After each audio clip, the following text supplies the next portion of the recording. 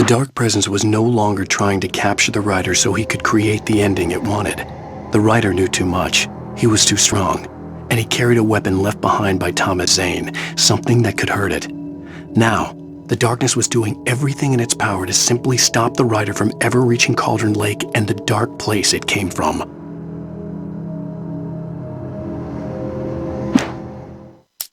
The bottom of Cauldron Lake was a graveyard of things the lake had claimed in one way or another over the decades.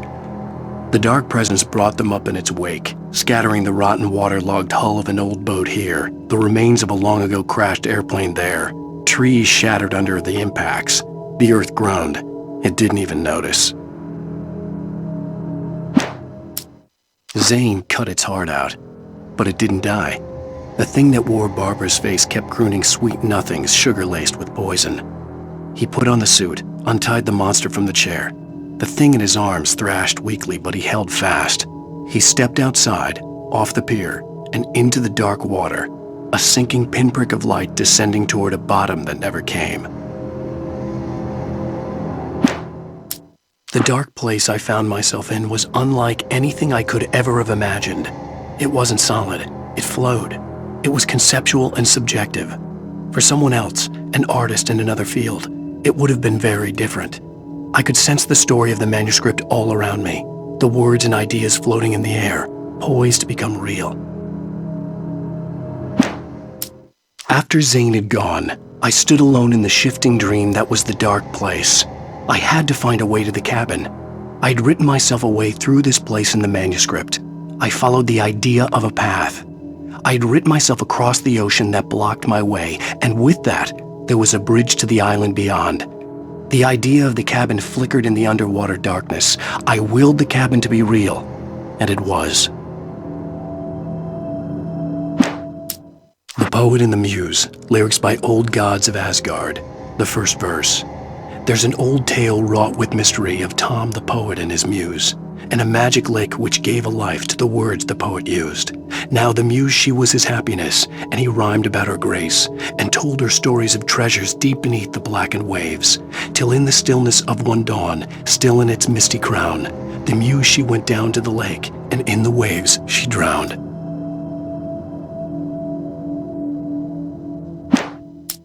The Poet and the Muse, lyrics by Old Gods of Asgard, the second verse. The poet came down to the lake to call out to his dear. When there was no answer, he was overcome with fear. He searched in vain for his treasure lost, and too soon the night would fall. Only his own echo would wail back at his call. And when he swore to bring back his love by stories he'd create, nightmares shifted in their sleep in the darkness of the lake. The Poet and the Muse, lyrics by Old Gods of Asgard, the third verse. In the dead of night she came to him with darkness in her eyes, wearing a morning gown, sweet words as her disguise. He took her in without a word, for he saw his grave mistake, and vowed them both to silence deep beneath the lake. Now, if it's real or just a dream, one mystery remains, for it is said on moonless nights they may still haunt this place. In the end, Barry wasn't going to shoot Sarah. They both knew that. Once she had no chance of catching up to Wake, Barry gave up the gun and sat down on the floor, shielding his face from the merciless glare of the well-lit room. "I don't think I'm ever going to see him again," he said in a weak voice. Sarah didn't have it in her to be mad at him. Besides, he was probably right.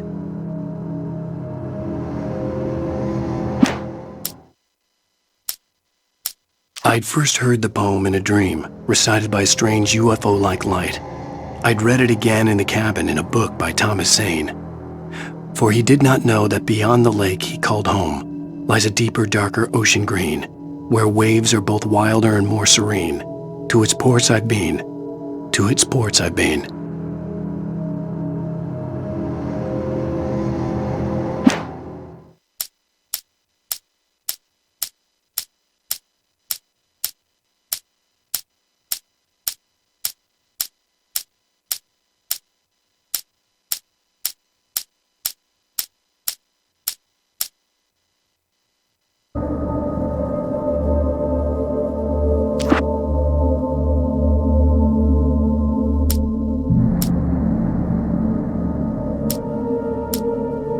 Previously on Alan Wake, I wrote a horror story that has come true. Thomas Zane did the same in the 70s. You will go no further. If I continue like the Dark Presence wants me to, the story I'm writing won't save Alice. It's a horror story.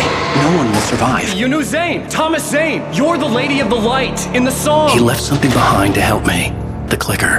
Alan thought of this as he stood on the rim of Cauldron Lake, the clicker in his hand. He took a deep breath and jumped. I can get to her now. I can finish this.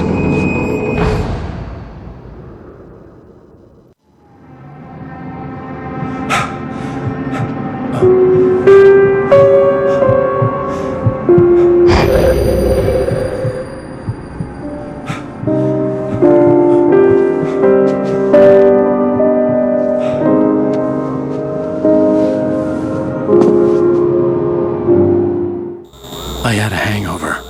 My head was about to explode and the light hurt my eyes. I needed my sunglasses and painkillers to dull the pain. In one of my finer moments of self-deception, I swore to quit drinking.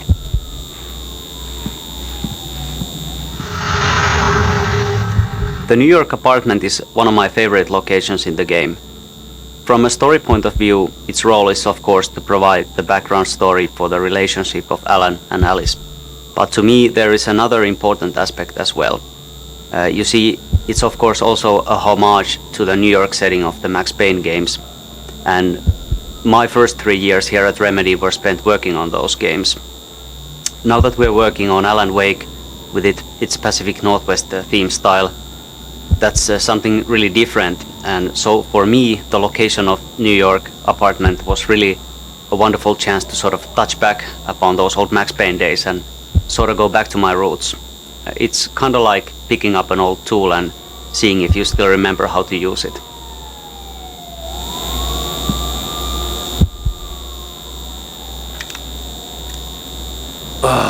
The sunglasses made the world look bearable.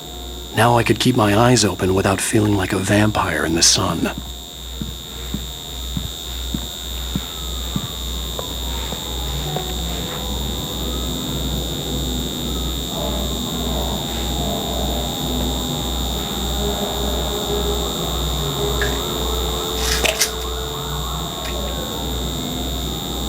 The pills worked fast.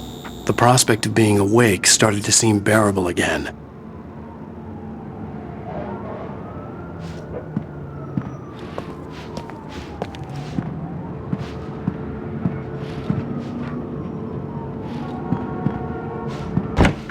There was a message waiting for me on the machine.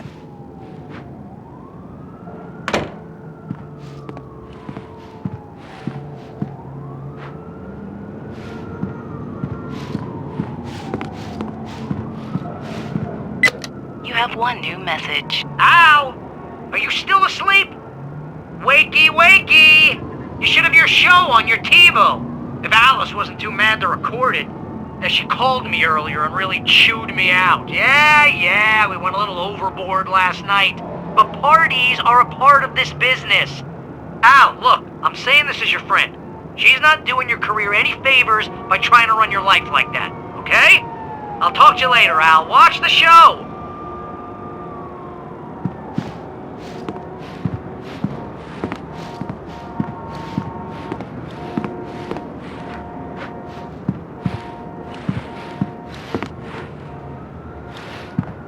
I'd been a guest on the talk show the previous night, talking about my latest book. The show was supposed to be waiting for me on our TiVo.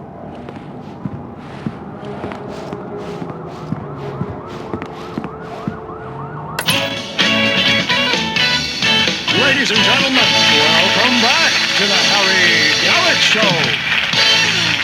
Thank you everybody. We have a great show tonight. I've been talking with the best-selling author Alan Wake about his new book, The Sudden Stop. Yeah, good read. Go buy it. No, it is a good read. Look, I'm gonna be honest here. Is that wise? No, but I'm gonna do it anyway. I got people who give me the lowdown on books. I'm a busy guy. But this one, I actually read from cover to cover. I mean, I'm a big fan. Wow, thanks. Now, this might be a spoiler for those who haven't read the book yet. Based on the sales figures, the 2 people out there who haven't read the book yet. But this last book is all about the death of the main character, the hard-boiled New York detective, Alex Casey. Now, there's been a lot of outrage about this. Why the hell did you kill Casey? What the hell were you thinking, man? Good riddance. No, seriously though. 7 years and 6 books is a long time. He was a gloomy guy to spend all your working hours with, and it was a good run. But it's time to explore new things. My next book will be a departure from the old for me. You selfish bastard, always thinking of yourself. Well, you've certainly given us a lot of entertainment over the years. And now that you mention it, Casey was a gloomy guy. Never had much luck with his love life with the ladies. Was that autobiographical in any way? Yeah, no kidding. Casey's lady friends tended to die on him. With Casey, it was all about his pain. No, nothing autobiographical about that. I'm a happily married man. My wife is my muse. Well, congratulations. That's great to hear. So, how's the publicity tour been treating you? Good, great. But I gotta say, I'm glad to be back home in New York. Well, you've certainly been on the news a lot lately. Lots of parties and, you got into a fight with some paparazzi. Oh, man. Well, that guy was really in my face. I lost my temper. I know that wasn't cool. You are famous for that temper. Well, I did also write several books. Well, your latest novel is called The Sudden Stop, and it's in bookstores now. Go get it. That means the two of you out there who haven't bought it yet. Ladies and gentlemen, that's all we have for you tonight. I want to thank all our guests for the evening. Alan Wake, Sam Lake. Once more, do the face for his Sam. And our musical guests, Poets of the Fall. Thank you, and good night. At least I'd been funny. I told myself I could live with that. Hey, honey. Did you watch the show? I didn't say anything stupid if that's what you want to know. Okay, Grumpy. You want to ask me something? Are you going to start with me about drinking now? You know what? I should have followed her advice. But suddenly I was angry, mostly at myself. And she was there, a convenient victim.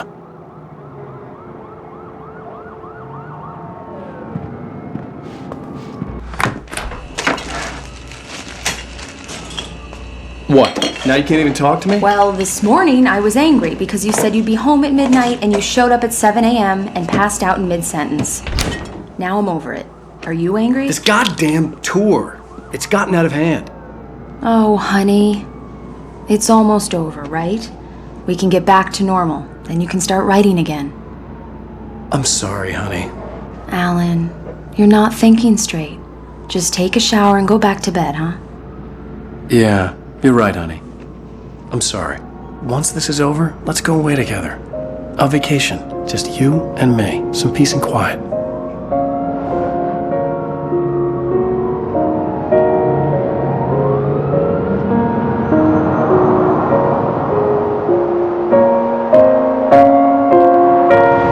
Somehow, the clicker was the key to the cabin. I had to return to Cauldron Lake to save Alice.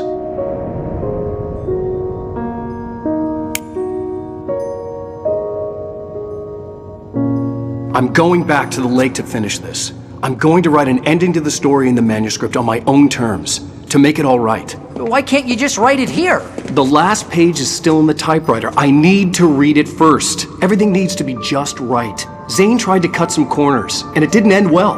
Okay, ready when you are. I'm sorry, Sarah, but I need to do this alone. Barry, take her gun. Miss Weaver, close the door when I leave.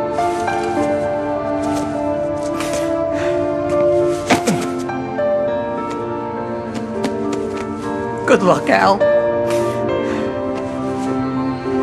See you later.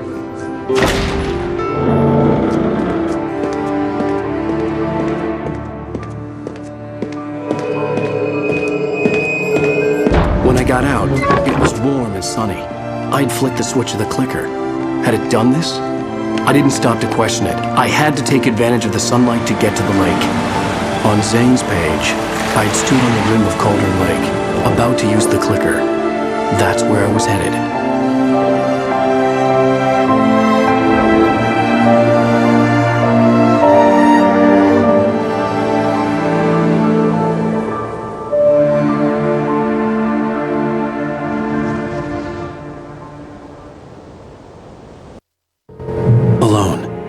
daylight, surrounded by the beauty of the Pacific Northwest landscape. It was hard not to let doubt creep in one last time. I could still chalk everything up to a dream, a delusion. I had enough imagination to make up something like this, having been in the cabin all this time. One question that's often asked about games these days is open world or linear.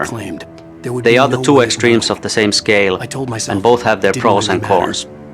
Open world is of course all about the freedom of movement. You can go where you want and do what you want. And that's cool in itself, but by nature it fights against the traditional storytelling. Whereas linear gameplay fits storytelling very well, but that can get a bit constricted at times if the path is too narrow. We always want to tell a meaningful and compelling story, and we didn't want to compromise that in any way. But at the same time, we had lots of different scenarios and beautiful nature, and we didn't want to throw that away either. So what we did was intersperse it between the important story locations. So there is plenty of chance to explore your surroundings and plenty of cool stuff to find if you do.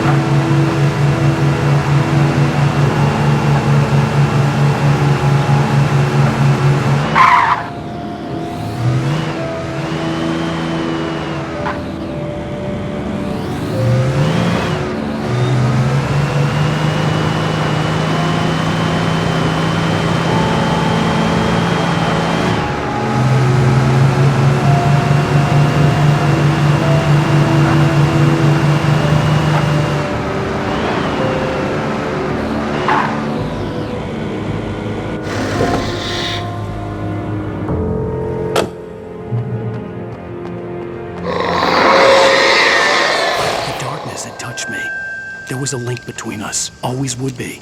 I could feel its presence again, getting closer.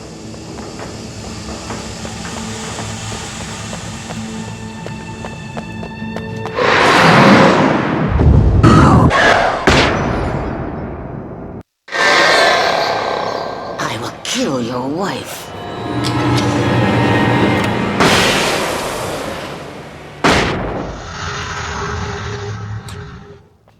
We're nearing the end of the story here.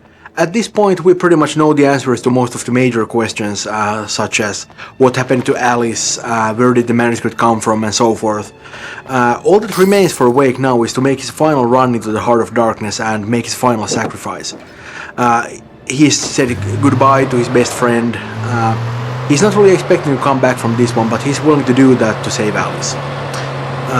I'm not really sure if you could call Wake a heroic character as such. You know, he doesn't really, he doesn't have that square jawed look or anything. But when it's all said and done, I really don't think he's a coward.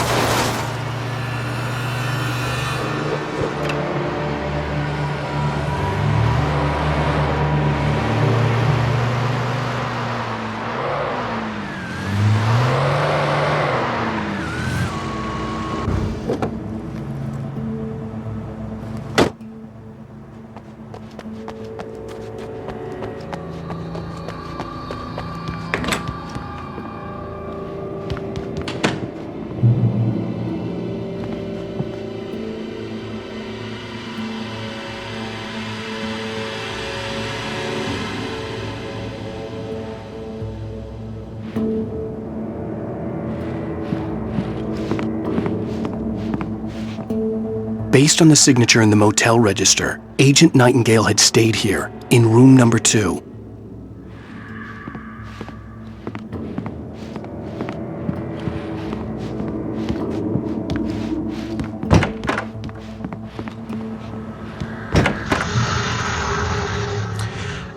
Agent Nightingale has a drinking problem and his judgment is poor, as you can tell, but he is after awake for a reason.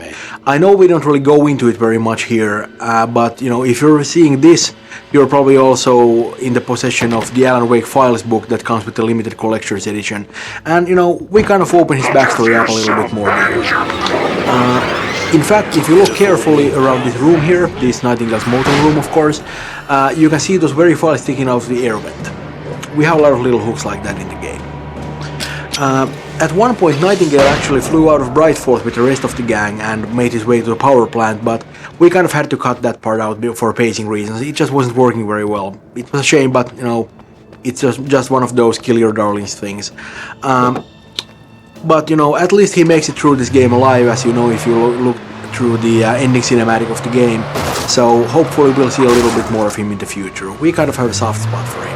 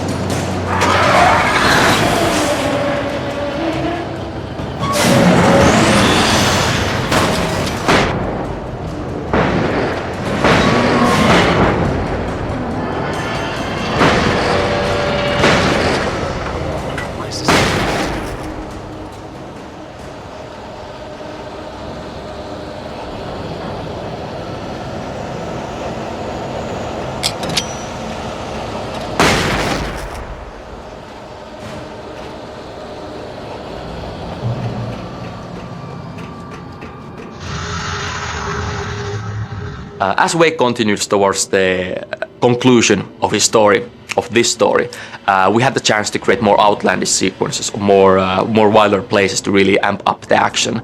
This field filled with burning wreckage was great, and I hope you actually find and you see the possessed monster truck. He's been around different locations during the development, but I'm happy he finally found a place to actually be here amidst all the carnage.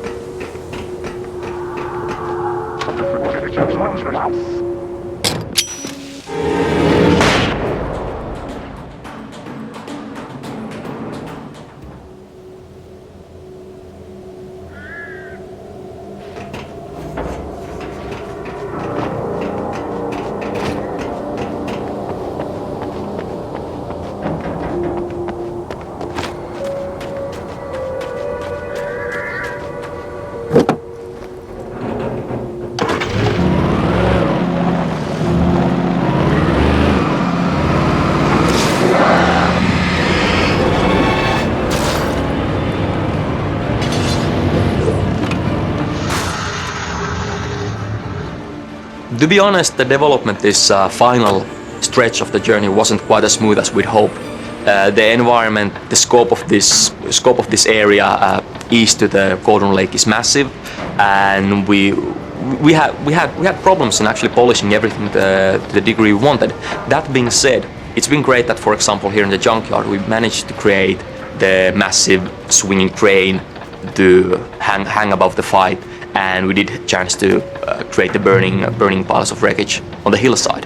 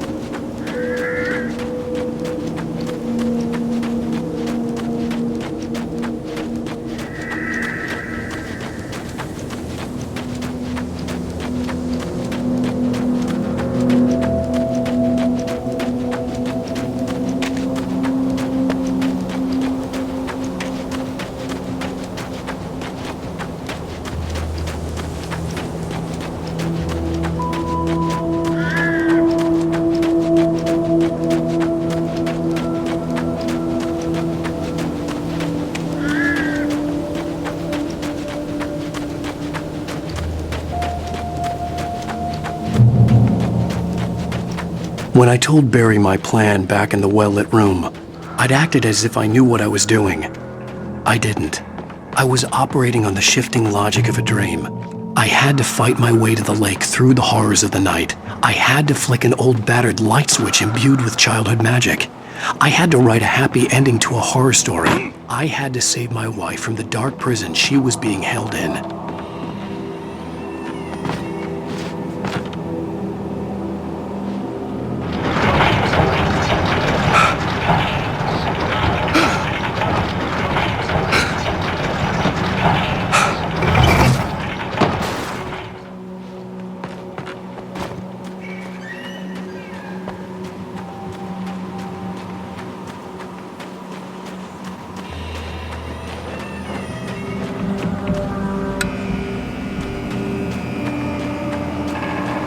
I will never give her to you.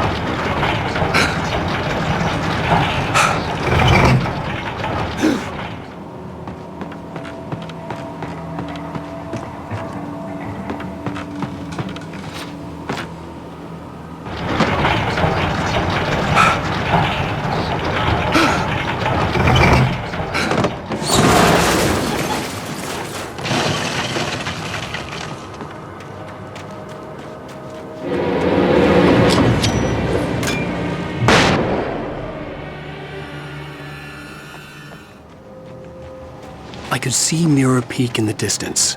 That's where Cauldron Lake was.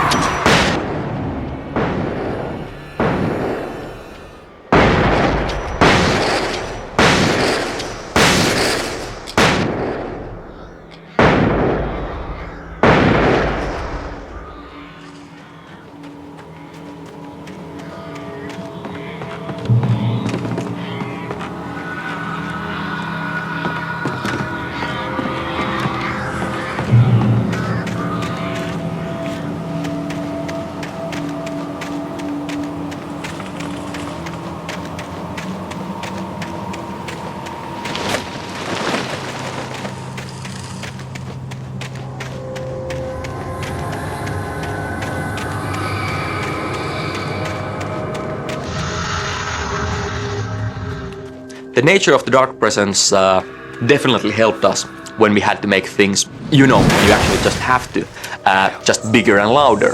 A player is fairly familiar with the idea of trekking through a haunted forest or dark forest by this point in the game, but we had a chance to, just when we needed, to throw entire boats and train carriages to the player, just creating total havoc.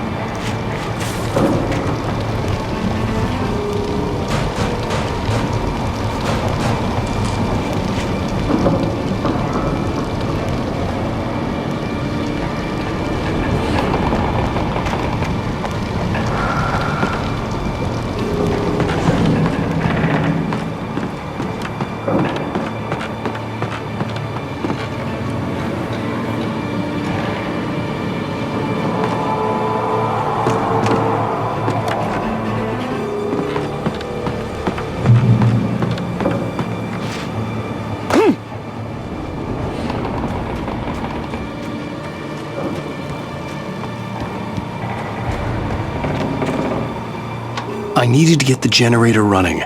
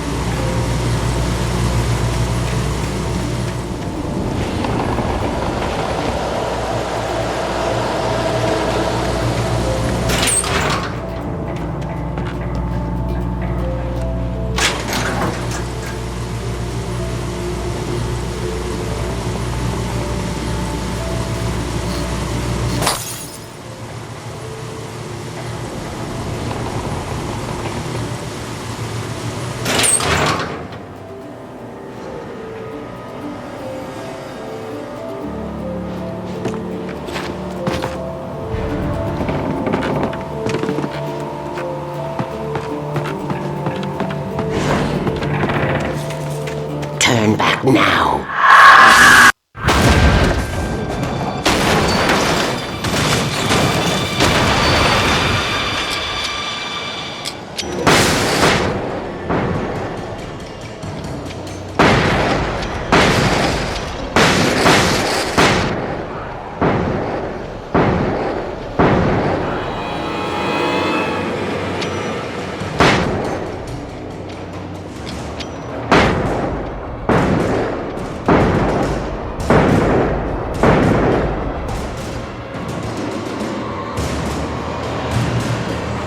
Do as you're told.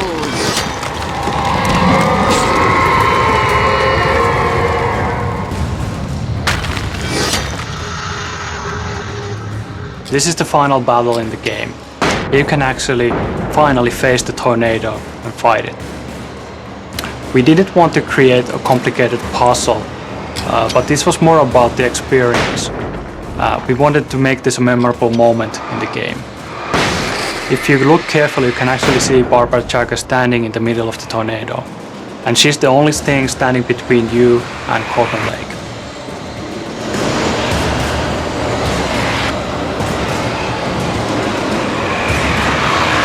Alice never loved you.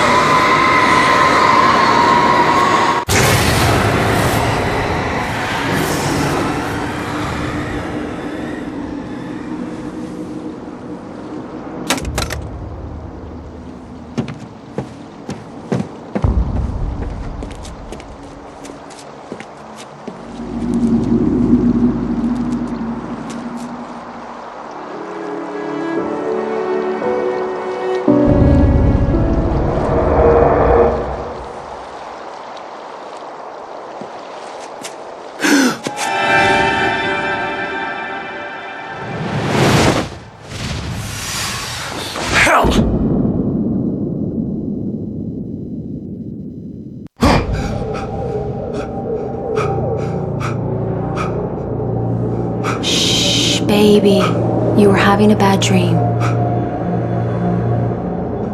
It was just another nightmare. No. Everything's fine. You're home. It wasn't a dream. Everything's fine. Turn the lights on. Turn the lights on! Shh, baby. The power's out. There's no light. Come back to bed and I'll make you forget all about your fear of the dark. My fear? It's your fear. Why aren't you afraid? You're not Alice. Turn the lights on now. Where's the clicker? What did you do with it? Alan, honey, you're still 1 foot in a dream. You're not making any sense. Come back to bed.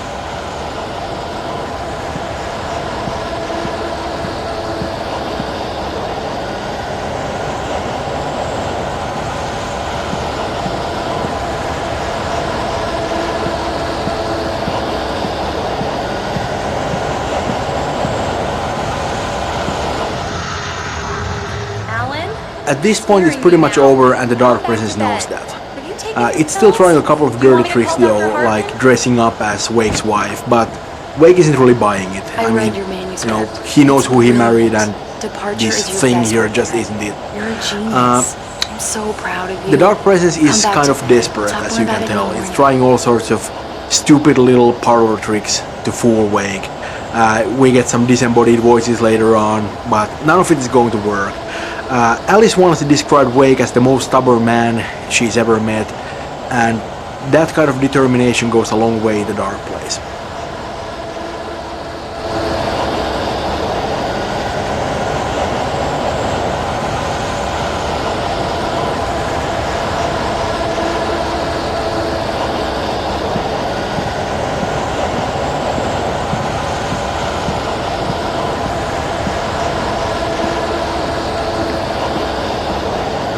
Come back to bed, Alan. Come back to bed, Tom.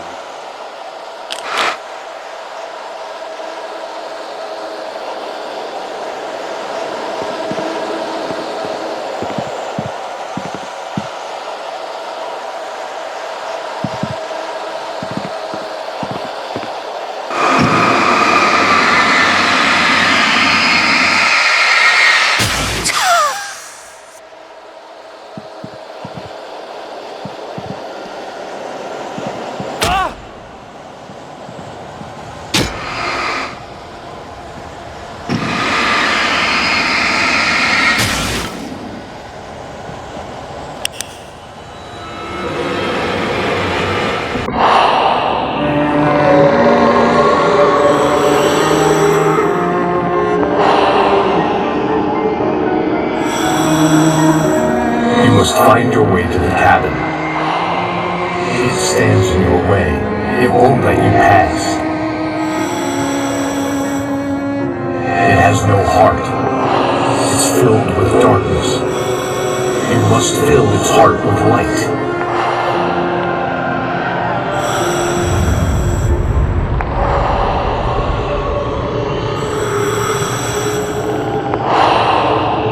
Don't mind him, he's Mr. Scott. Your friends will meet him when you're gone.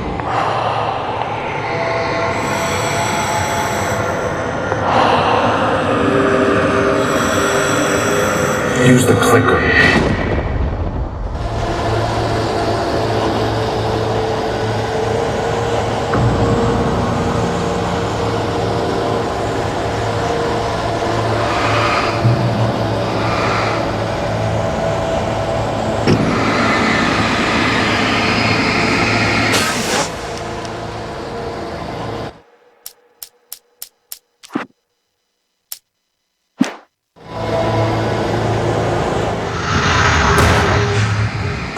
Wake's manuscript is one of our main storytelling tools in the game, and it has a lot of power. It's not just about a couple of words on the page, but at the same time writing those pages was really difficult because we don't have a lot of space there, and you still need to be able to tell these sort of little stories with a beginning and an end, and that was really challenging for us. I like to think that the manuscript pages define a lot of the Alan Wake experience, while they also provide relevant information on how the world works. They also gives you a deeper access of the histories of certain characters. Right. it's a really nice way of adding a little bit of depth and complexity into the whole game. And at the same time, the pages themselves feel kind of relevant to the whole story because, well, they are the story. I especially like the idea how they treat certain elements in the game as they unfold in front of player as written. What have you done with my Alice? And it doesn't have to be tied into writing. Yeah, it's really more about the sort of creation rather than the method of creation. There's a lot of potential here. It wasn't true. Nothing like that had ever happened. I had written myself across the ocean.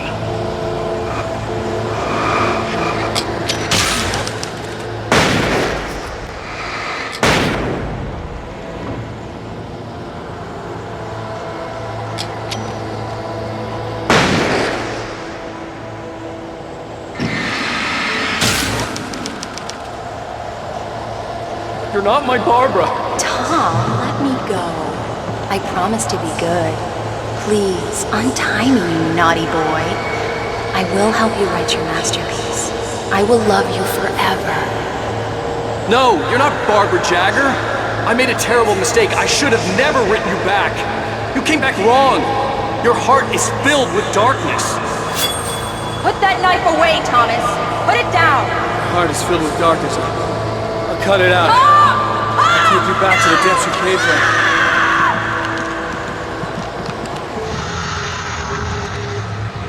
And that's it for the commentary.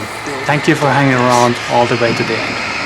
I hope it answered any questions that you might have had after completing the game, and maybe it showed you a bit how Remedy works.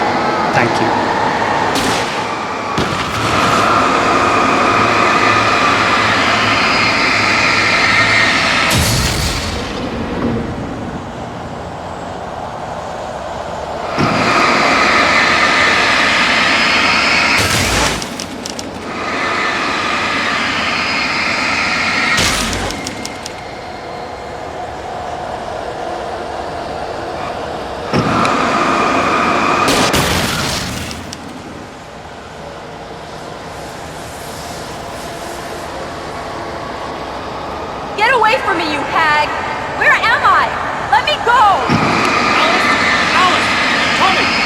Your husband refused to do as he was told.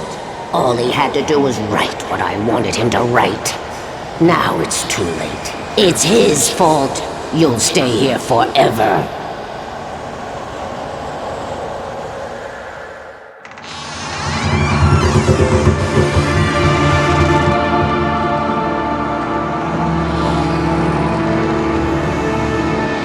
Now you will never get her back.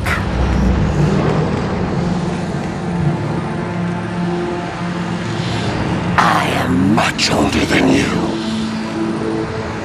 Older than your first work of art. I will find a new face to wear. Someone else to dream me free.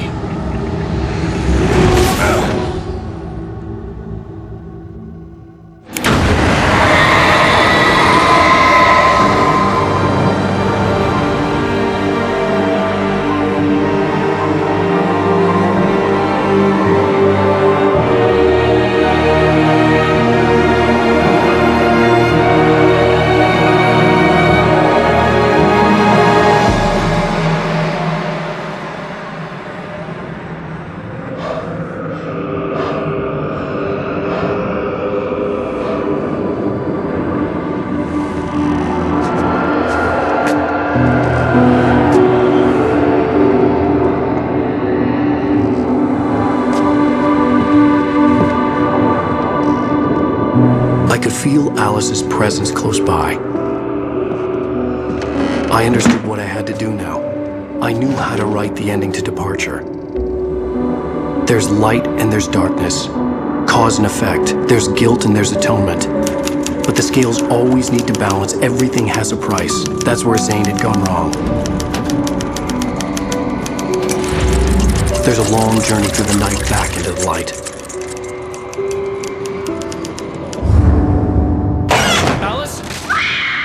Alice?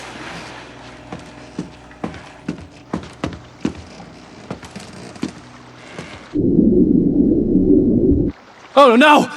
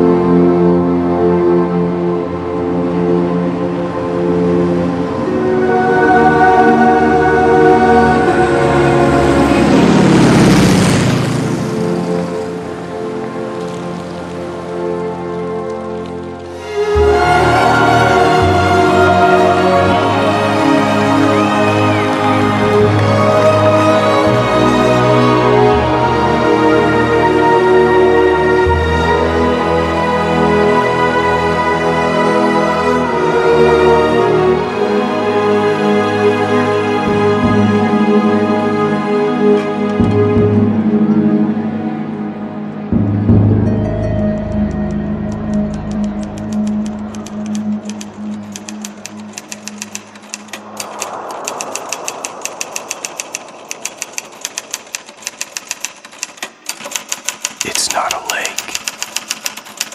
It's an ocean. Alan, wake up.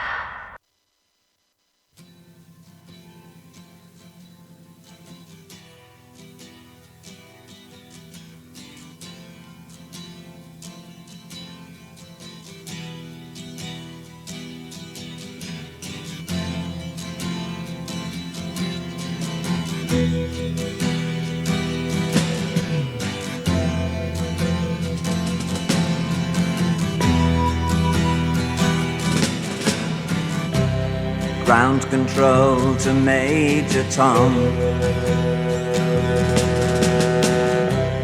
Ground control to Major Tom.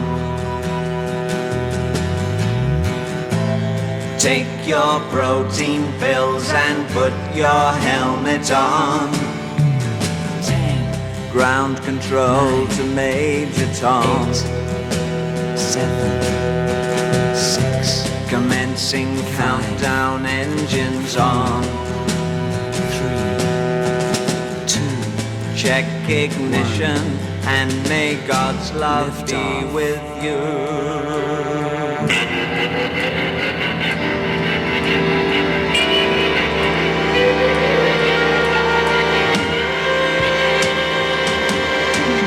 This is ground control to Major Tom.